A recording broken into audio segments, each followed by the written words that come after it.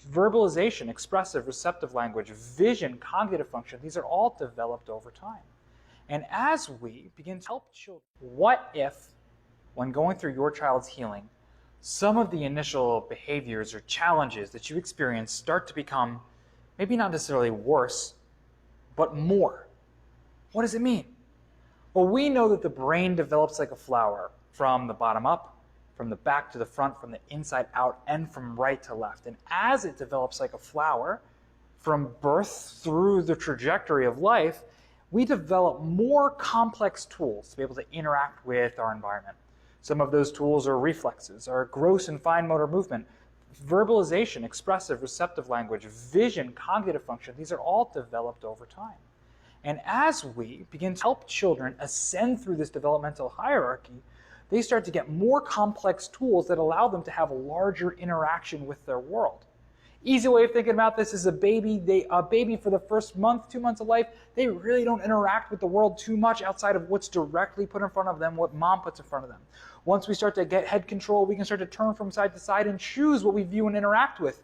It gets even further when we learn to roll over, even more interaction when we learn to crawl, and then when we walk, we're go, go, go, go, go, go, go. And with each of these developmental milestones, there becomes more interaction that we can have with our world, but interaction also means increased demand because there's more things that we can put into our brain, more input, more function, more ways that we can interact.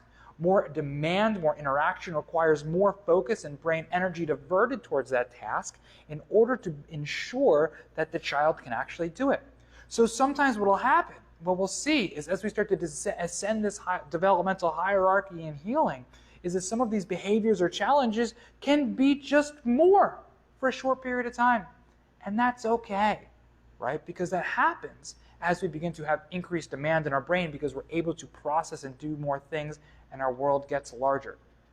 Now I'll tell you, mom and dad, this isn't the first time that you've heard this before, because you've probably noticed while your child was little that they had these massive sleep regressions. Talk to your pediatrician and they say that's a typical 4-month sleep regression. And they're right, that happens all the time. But why does it happen? It happens because the tools of their world become so much more. They can interact with so much more. And gosh, there's so many things to do. How can I sleep? Right?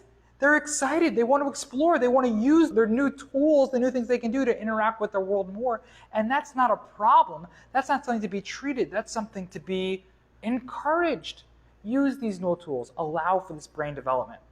So if you guys are going through a challenge like this, we're here for you. Let us know.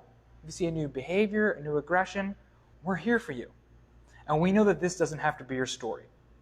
By eliminating interference going from and to the brain from subluxation and encouraging and stimulating the development of new, proper, appropriate pathways in the right order, we can help each child blossom like the flower that they are, just the same way that a brain develops like a flower. If this message hits home for you, let us know in the comments. Share it with a friend, family member, or loved one. And most importantly, get to our Unraveling Neurodevelopmental Disorders workshop next month. We can't wait to see you there.